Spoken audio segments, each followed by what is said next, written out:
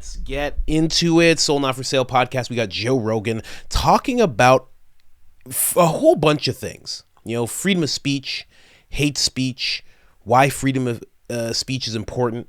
But something that he touches on is something that Elon Musk is going through right now.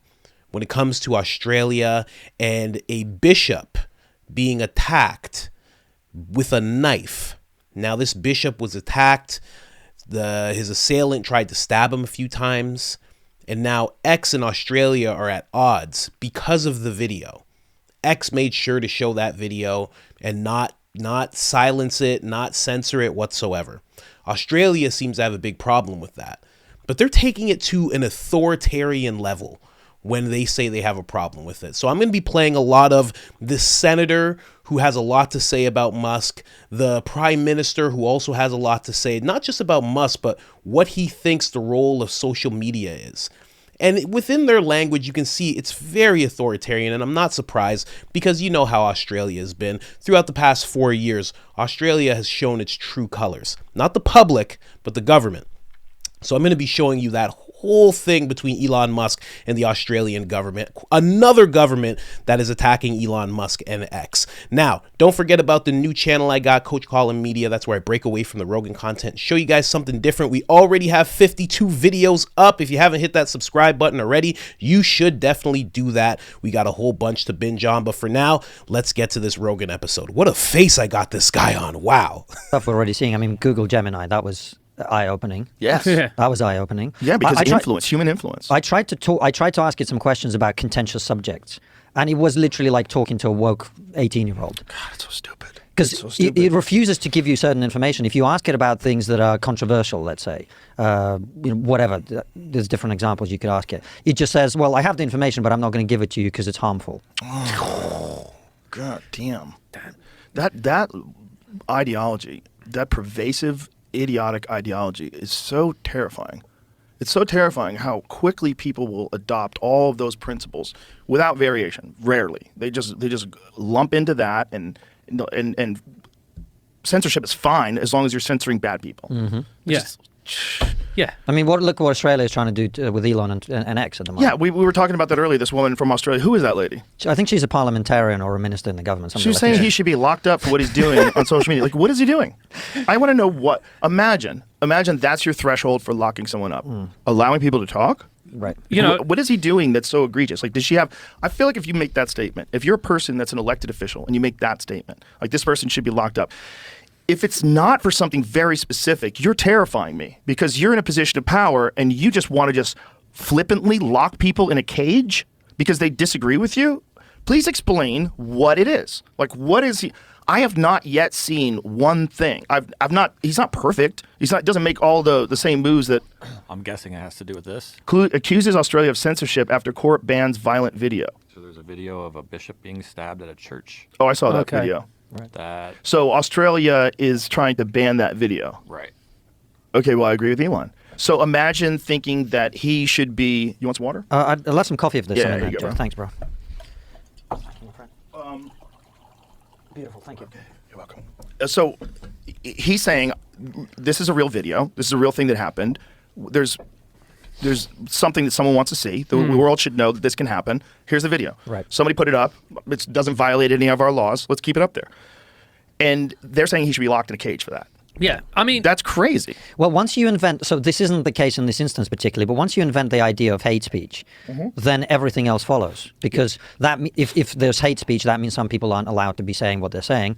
And by the way, I mean, it is true. Like, I definitely have noticed an increase in like anti-Semitic messages that people send me since Elon took over. I'm happy with that. I'm very comfortable with that because the rest. Well, good, because you just mentioned it. Now more are coming. Well, I don't give a shit. I just block people that I don't want to hear from, and that works for me. I think that's the way it should be because if we've got to open up the conversation. That means that some people are going to say dumb shit. Yes. And I would much rather that than some well-meaning bureaucrat deciding what should and shouldn't be allowed to be said in the public square. So if that means there's more hate, I don't give a shit. I think it's worth it. That is the only solution. It's not going to be it's not a simple solution. It's going to be, yeah, you're going to open up the door to more hate, but you're also going to open up the door to free conversations, and people are going to figure out what's what. And that's the only way it really works. It doesn't work by government mandate, especially when we've seen, particularly with our government, with the Twitter files, how there have been people that worked within the government that contacted Twitter and tried to get factual information taken down and trying to get the accounts suppressed of people that were experts in the field that had a differing opinion other than what was being promoted.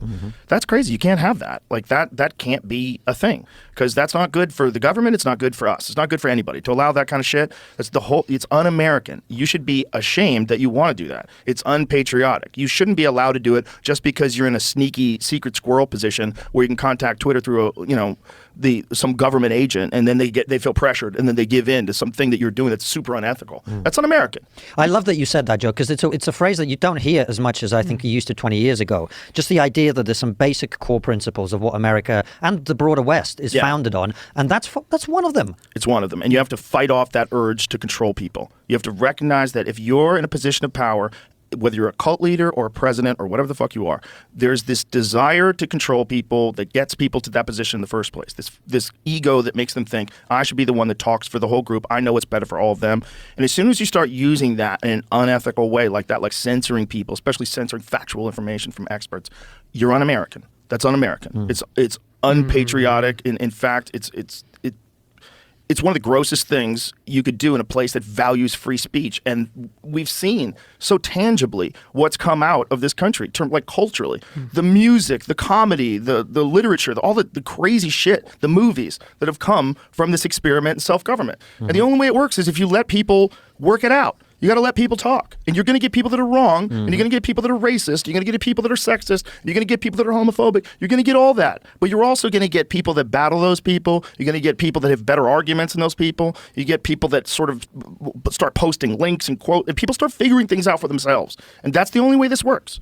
It's the only way. You can't let these people that are elected officials decide what you can and can't consume. Because I don't know you. I know the you that ran for mayor. I don't know you. You might be a piece of shit. You might be a sociopath. You might be a smiling con artist that tricked a bunch of people because nobody wants to run, and everybody who does run sucks. It's like you're literally like boxing with 5-year-olds. Like, oh, you're the champ, yay. No one's doing it. No one's doing it. Like, no real quality human beings are out there running for office in Los Angeles. They're not running for, I mean, there was that Rick Caruso guy. They didn't give him a chance. He could have done something. That's a rare thing when you have a very wealthy person who wants to try to save a city. But of course, he's like a Republican, right? So they're like, get out of here. Or is he running Republican or a Democrat? What was he running as? You can't even win as a Republican in California.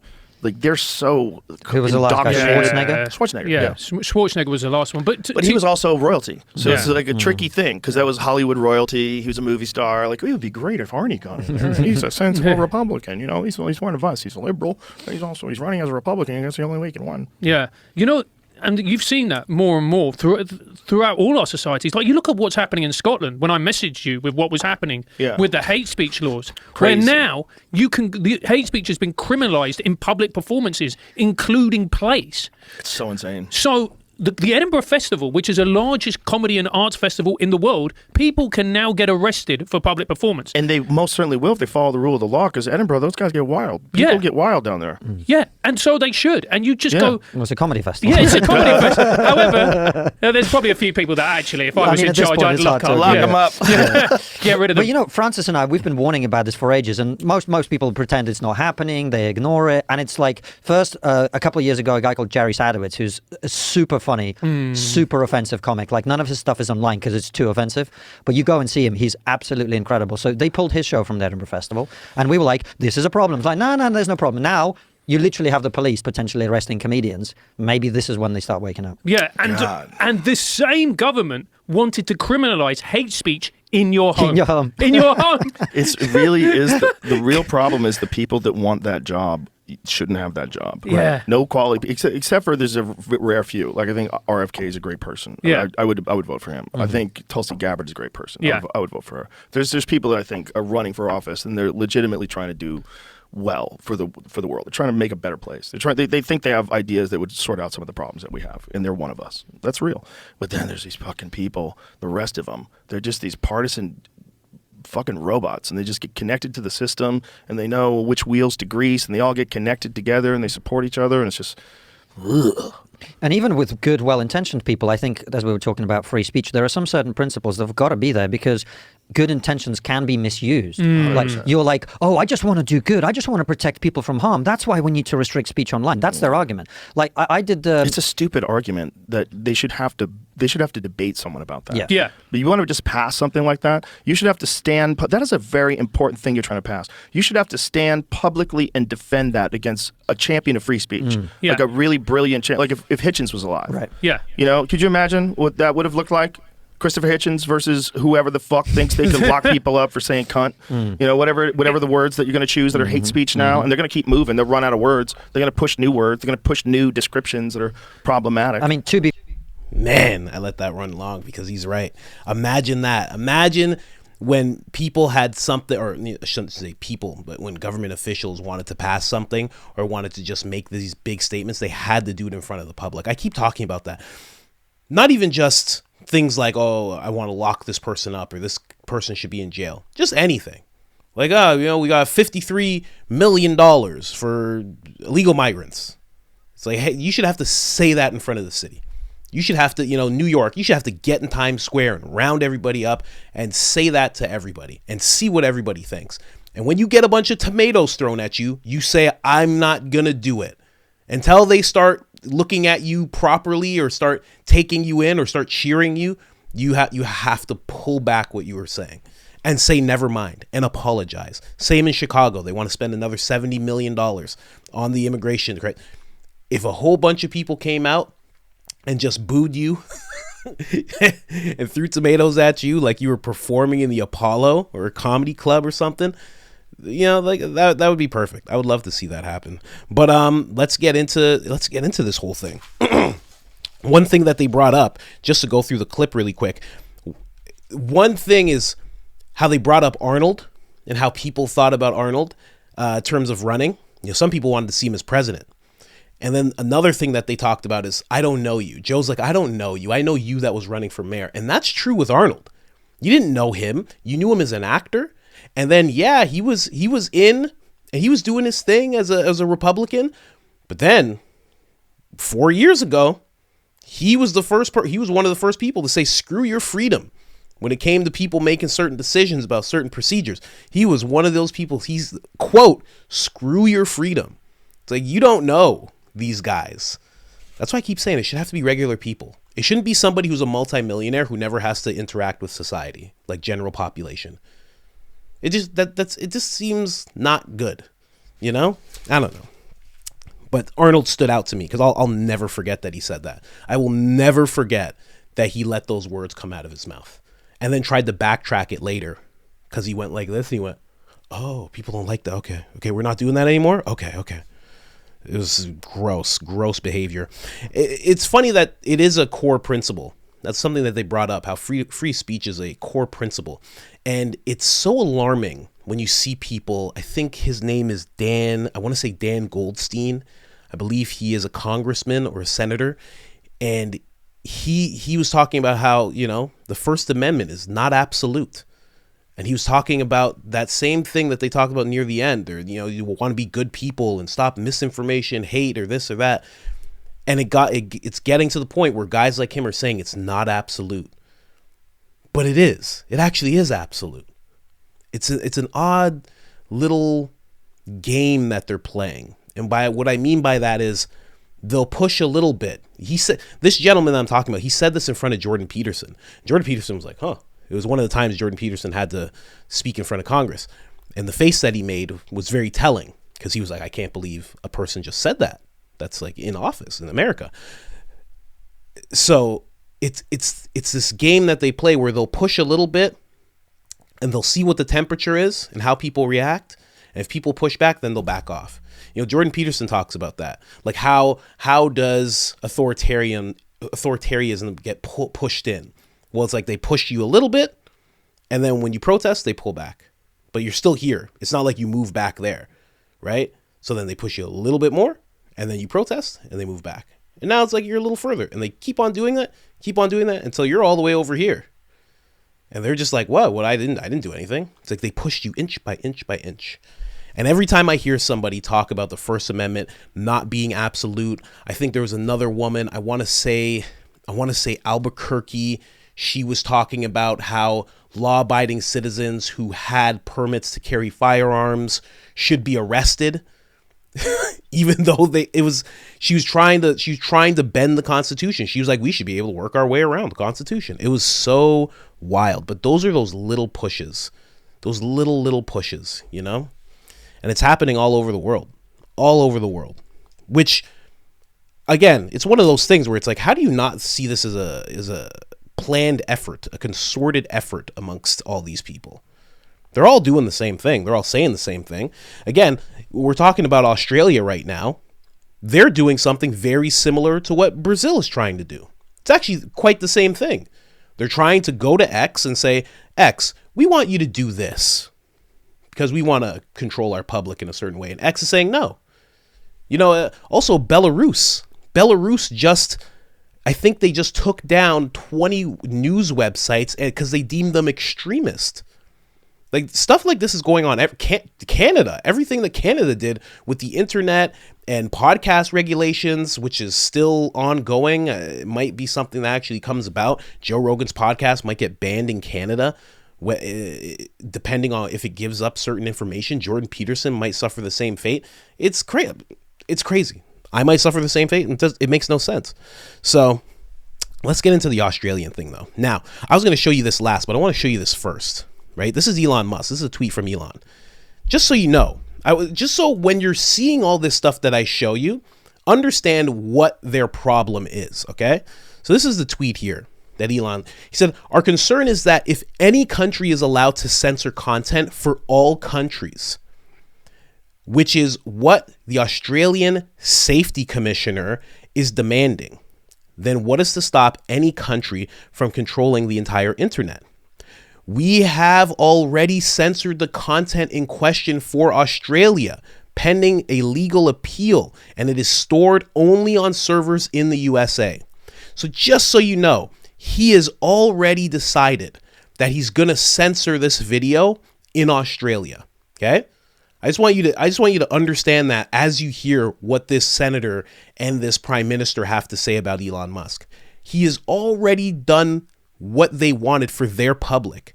Their demand is that it happens worldwide.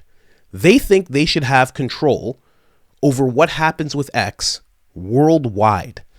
Australia is nuts, and not the fun kind of nuts that it's always been. Now, this is actually the bishop. This is the bishop that got stabbed. No one can show the video because it's a stabbing, obviously, right? So people are showing the video right up until this point. So the bishop's he's doing his thing, and this gentleman, a young 16-year-old boy, comes up to him and he attacks him. Now, it was found out that he was a 16-year-old boy. It was found out that he was Muslim. For some reason, the Australian government had trouble deeming this a terror attack, which got people really upset. It took them a little while and a lot of pushing from the public, but they finally did. And that's when they started going about all this censorship. When it was a stabbing, it was one thing. When it was just an attack, when it became a terror attack, now all of a sudden Australia is like, this needs to be censored. This needs to be censored.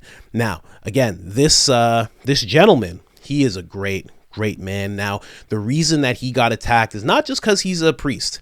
A bishop. He is very outspoken.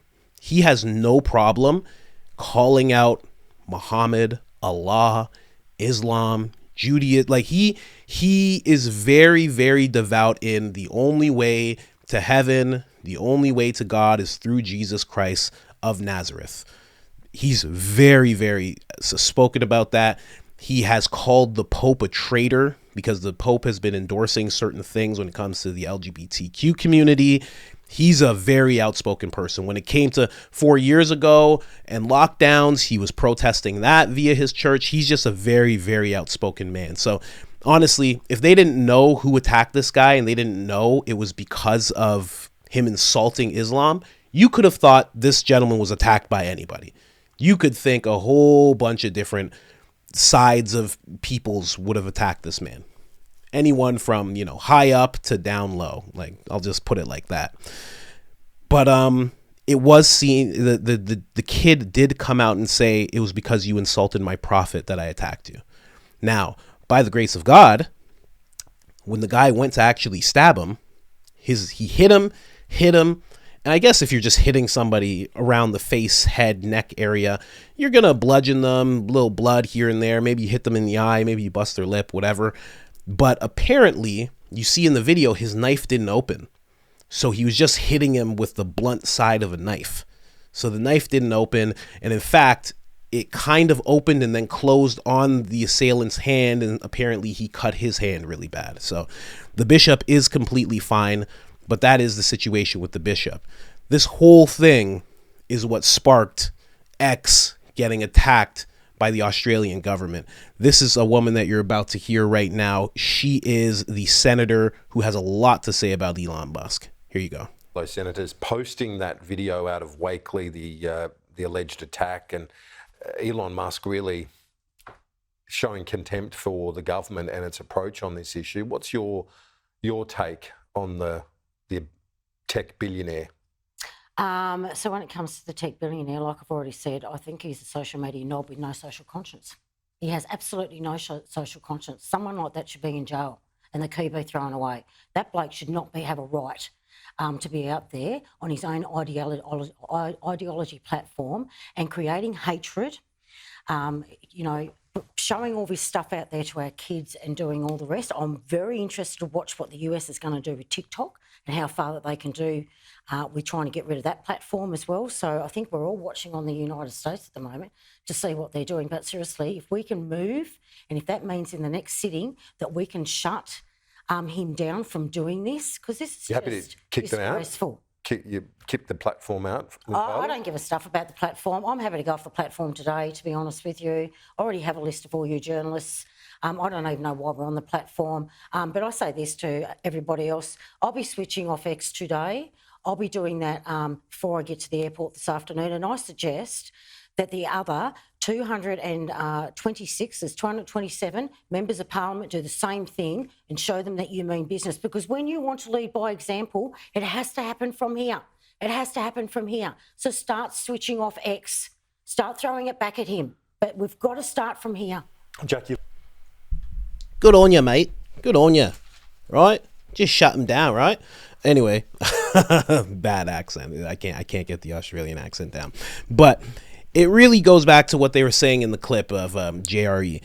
They always disguise this type of thing with, he's showing it to our kids. He's creating hatred. He was not creating hatred. He was just showing a video of someone attacking someone else because of their religious background. It was basically one person had a religious background of Islam, the other had a religious background of Christianity, and the Muslim person made sure to attack him because he didn't like what he had to say about his prophet. And what you want to say about that, whether somebody should be talking poorly about someone else's prophet, however you feel. But that is what happened. And X has been priding itself on being the platform that is going to show I would say anything because it's wild. In terms of, anyway, it's very wild. It shows everything. But it's also, what it's showing at the same time is the population. It's showing people. It's showing what people think. That's why Constantine, he said that he's noticed more anti-Semitism directed his way. I've noticed racism. I've noticed anti-Semitism. I've noticed, Islamophobia, whatever you want to brand it all as. I've noticed all that too. But I also know that's what a bunch of people think. I've also noticed amazing articles put out on there. I've also noticed a lot of incredible research getting done on there. I've seen people coming together on there. As much as people think, when you see racism, anti-Semitism, all this stuff, it's creating division, you also get to see people coming together. You also get to see people connecting. So the fact that they think that it's like, oh, he's showing it to the kids and this is like some terrible thing. First off, kids shouldn't really be on it. That's my view, at least. I don't know. If you're letting your kid on X, I don't know why. And also, you got to really be honest, kids don't really use Twitter. That's not their thing, where you're just writing stuff. They don't really use Twitter all that much. The 12 to 18-year-olds, they're more towards TikTok. Now, just bringing up that little segue, more towards TikTok. What she just brought up about TikTok, this is something that people said when they do this TikTok ban and they're trying to force the umbrella company that owns TikTok to sell. That is something that people right away said, well, the next company they're going to try and do that to is X. And that's what she's touching on. She's like, I want to see what happens with TikTok. And she's hoping it happens to him as well, getting him shut down. Again, I'll bring up the fact that he already did what they asked. And they just want him to do more. They just want him to listen to them as if they should be the deciders for every single country in what they see and what they don't see. It's pretty wild. But again, if you know about Australia during the lockdown, none of this should surprise you, really. This is her again. She's going on tour saying this stuff. Elon Musk has no social conscience or conscience whatsoever. I don't know, whatever Elon Musk is on, it says that that's okay to continue to air that is absolutely disgusting behaviour. And quite frankly, the bloke should be jailed. And the sooner that we can bring rules in or do something about this sort of game playing with our social media, the better off we're going to be. But quite frankly, the power that man has, because of that platform that he's on, it's got to stop. It has absolutely got to stop. Elon Musk has no... Isn't that interesting? She's saying there should be bring rules in and he shouldn't have that power, but at the same time, she feels like she should have that power. Or Australia, the Australian government should have that power. It's very interesting what's happening. You know what it reminds me of? I just saw a meme today, and it's just two pictures, and it says, I wanna fight climate change. And then the other picture says, come on, be honest. And then they go, I am being honest. And then the picture, again, it's the same guy, and it goes, be honest. And then the lower picture is the girl, and she's like, I want communism. And the other picture is like, thank you. Because you're not really worried about Elon Musk and his power. You're worried about your power. Now, this is the Australian Prime Minister. Let's hear what he has to say about this whole thing.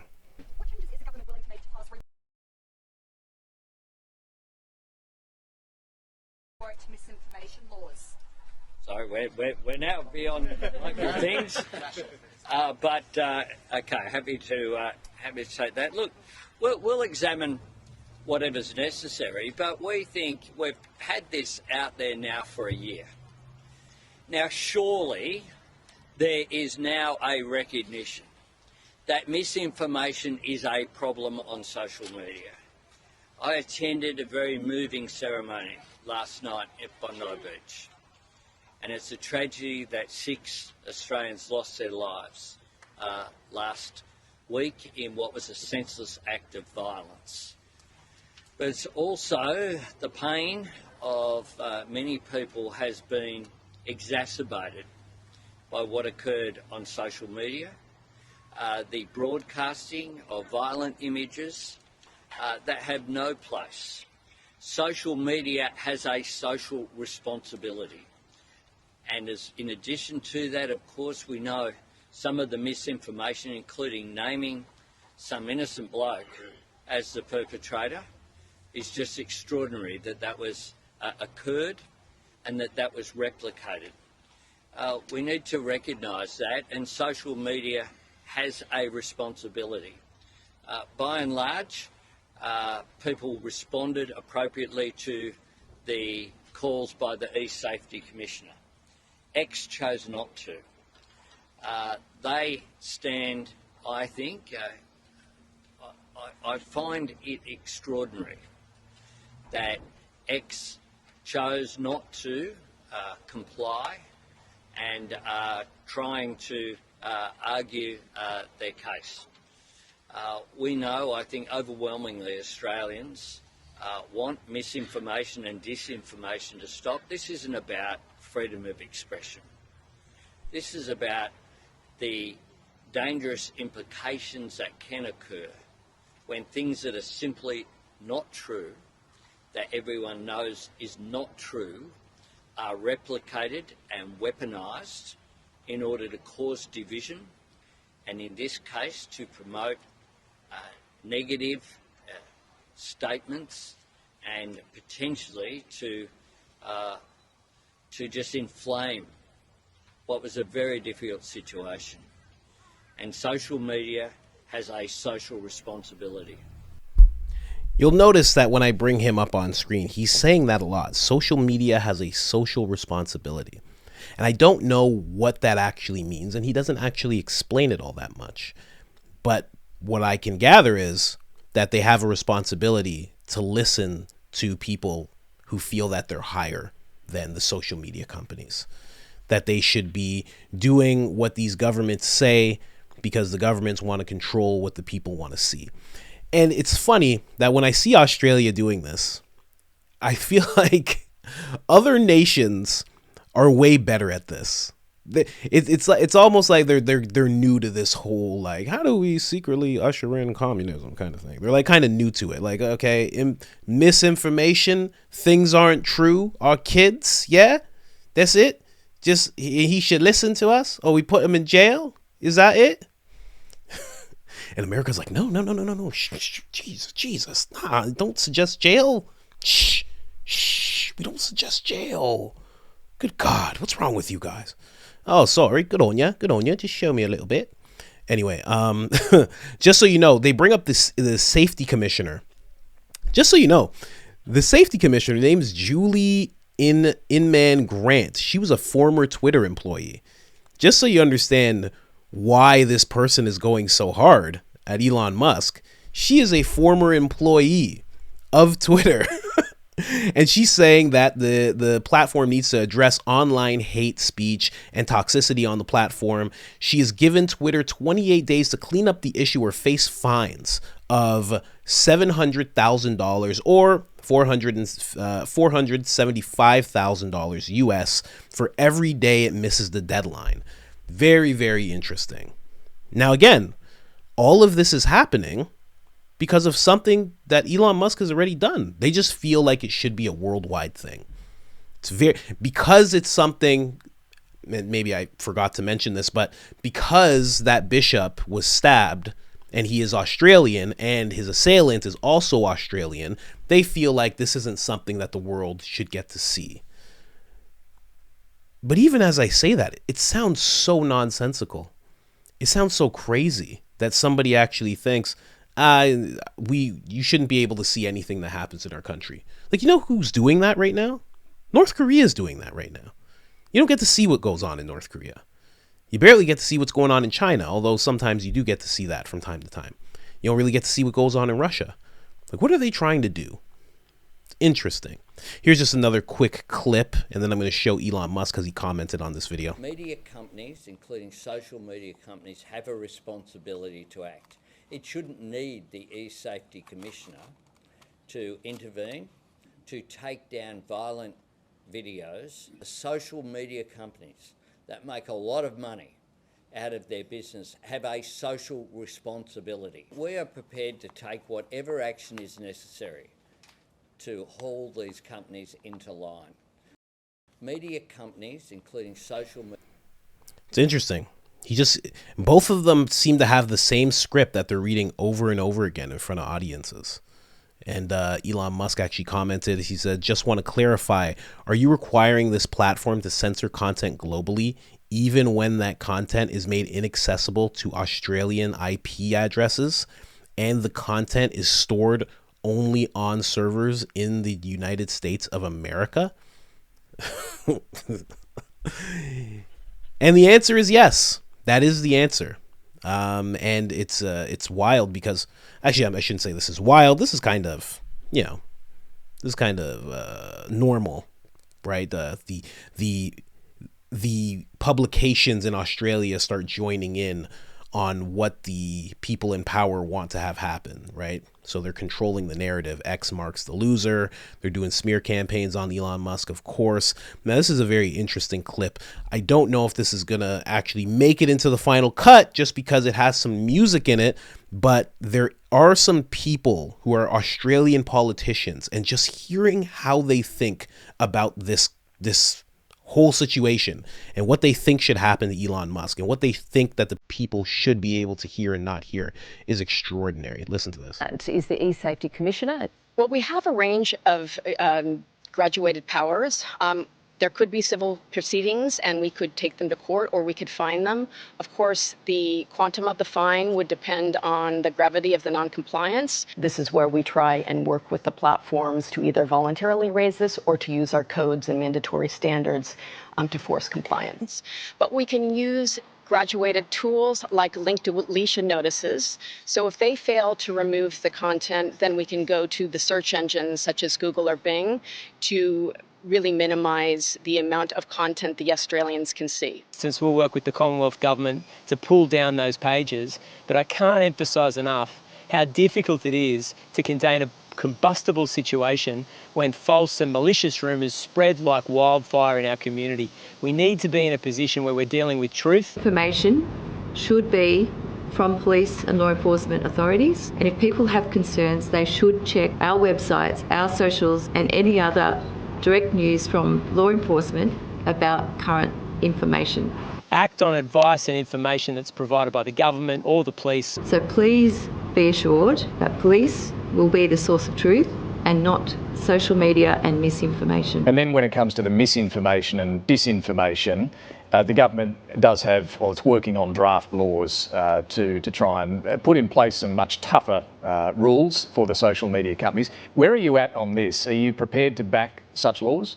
Yeah, we are, and happy to have a look at anything the government puts forward, as we've said over the last week with the horrendous things that we've seen. But if extra Commonwealth laws are required to take down web pages that are inciting violence and smashing cohesion in Australia's largest city, then that's exactly what needs to happen. The more this content is up there, the more that is reshared, the more the velocity and the virality continues, and we need to stem that. The Online Safety Act has significant powers in it. We passed it when we were in government, and it needs to be enforced. It's about time that we strengthen rules in relation to the e-safety commissioner. There's an age verification regime which has been recommended by the e-safety commissioner from 2023. We think that's something the government should pick up straight away. We've just put some very strong mandatory codes in place to encourage companies to do more. If the laws are inadequate and they need to be strengthened or added to, then we would support any effort from the government. We are prepared to take whatever action is necessary to haul these companies into line. To really minimise the amount of content the Australians can see. That was wild. That comes from Milk Bar TV. Wild video. Thank you for that, Milk Bar. Just going over what was said in the video. So it could go anywhere from courts to fines, which they are doing right now, to Twitter. I think they have 28 days from a few days ago. So I guess mid-May, maybe late May, they have until. They want to force compliance. They will go to Google to minimize what Australians can see. This was wild. Only info from law enforcement or the government should be taken as truth. Somebody send Australia a copy of 1984 quickly. Somebody. Also, they're going to take down websites, possibly. These are all things that they're just throwing out there. And they have an Online Safety Act, just like Canada. This is all bad stuff. Really, really bad stuff. Really, really bad stuff. Here's another person in the Australian government talking about what they want to see happen. It just beggars belief, really, doesn't it? That this guy, this egotistical billionaire, thinks that it's more important for him to be able to show whatever he wants on X or Twitter or whatever you want to call it today. It's more important for him to have his way than to respect the victims of the crimes that are being shown on social media and to protect our Australian community from the harmful impact of showing this terrible stuff on social media. We are acting in Australia. We have quadrupled the budget for the e-safety commissioner. We tried to introduce a misinformation and disinformation bill last year. Sadly, the Liberals and Nationals didn't support it at the time. Peter Dutton and Susan Ley said that they will now. That's good.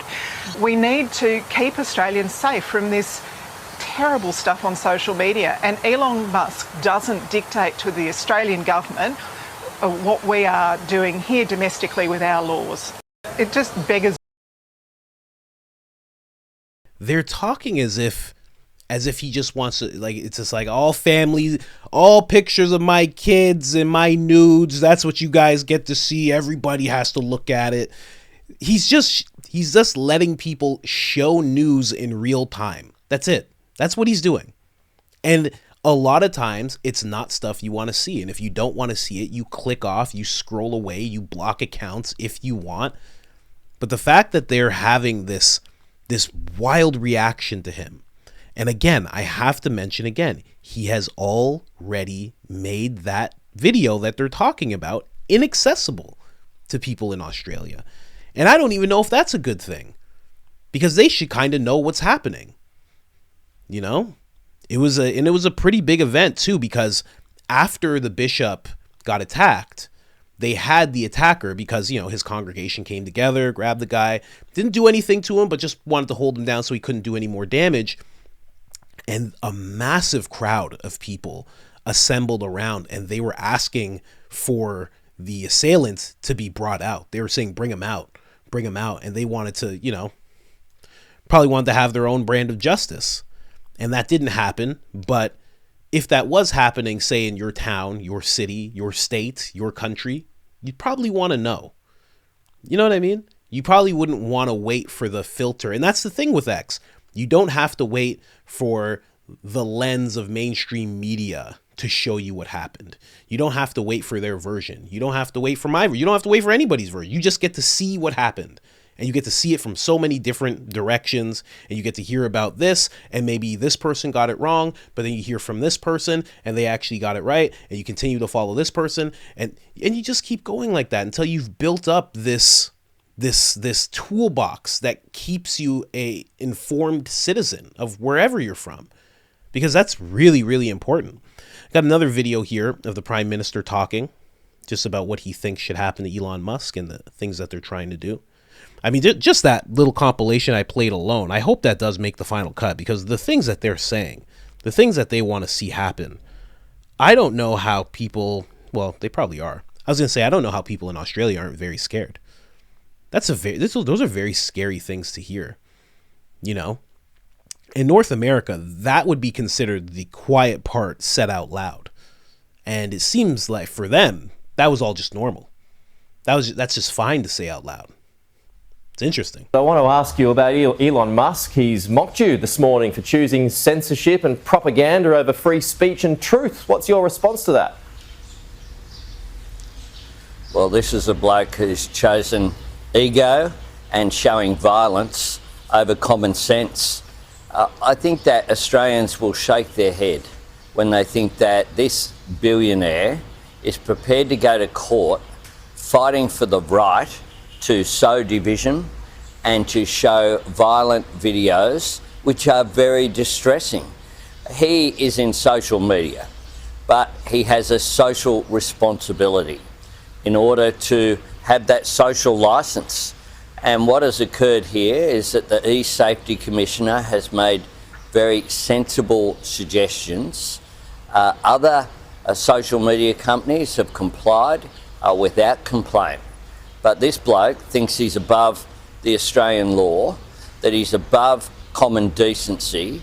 And I tell you what, I say to Elon Musk that he is so out of touch with what the Australian public want. This has been a distressing time, and I find this bloke on the other side of the world, from his billionaires' establishments, trying to lecture Australians about free speech. Well, I won't cop it, and Australians won't either. So what happens if the vision in question here isn't taken down? Well, of course, there is a court order has been put in place. It's a sensible proposition. No one is above the law. Not Elon Musk, not any Australian citizen. When it comes to operating here in Australia, he has a business that gives him a lot of profit, and I just find it extraordinary that this bloke thinks he's above the law and above common decency. This shouldn't be a matter of the law. It should be a matter of people doing the right thing. Can you get a meeting with him, or should moves be made to speak to him? Would you be even interested in that? Well, I think our position is very clear, and Mr. Musk has made his position clear. This bloke thinks he's above everyone. Well, that's not the way that Australia operates, and we have sent a clear message across the board. Politicians in Australia across the political spectrum are backing the E-Safety Commissioner, and they're backing the E-Safety Commissioner because she's acting in the interests of common sense and in the interests of common decency. Does the fact that he does not care, though, does that show how weak laws are to try and stop him from doing what he's doing? It shows how arrogant this bloke is. That's what it shows. But we'll continue to pursue. He had a loss in the legal system last night with this interim decision, and we will back the E-Safety Commissioner, as I'm sure every parliamentarian will. And Mr. Musk should be very conscious of the fact that Australians are united on this issue. Which is not true. I've seen a few Australian journalists talk about this guy pretty much the same way I'm talking about him. So they're not really unified. And it becomes very chilling when a government official can say, you're out of touch and this is what my people want, and I know that for a fact, and you're not above the law, and do the right thing. I've heard that many times before. It's all very alarming. Very sad for Australia. Never been there. Always wanted to go. Not so much now. I'm not sure what'll happen to me if I go. Oh man. Yeah, sad situation. And again, just to reiterate, we have already censored the content in question in Australia pending legal appeal. It's only stored in the US of A. That's it. I don't know. But I just wanted to show you guys that. Again, very much wanted to show that, and I always show things going on in other nations to kind of show, not that far behind, steps behind. If I show stuff that's going on in Canada, Scotland, Ireland, all these, Brazil, Belarus, working on a video for that when I figure out more about that situation, it's to show, I've said it before, the last stand. America is the last stand. It's the last place where you can do what you're doing right now. Watching some guy give his opinion, and then you can click and find another one, and then you can go outside and speak your opinion, and you can go to your local government and say, I don't agree with you. It's the last place. There's no other places to go after this. So protect it with your hearts. Non-violent, of course. I always stress that, but don't take it for granted, and definitely don't let what's happening in Australia, Brazil, Scotland, Ireland, Canada, any of those places happen under your feet. That's all I'm saying. Anyways, guys, like, subscribe, share, helps tremendously. Other than that, I'm out.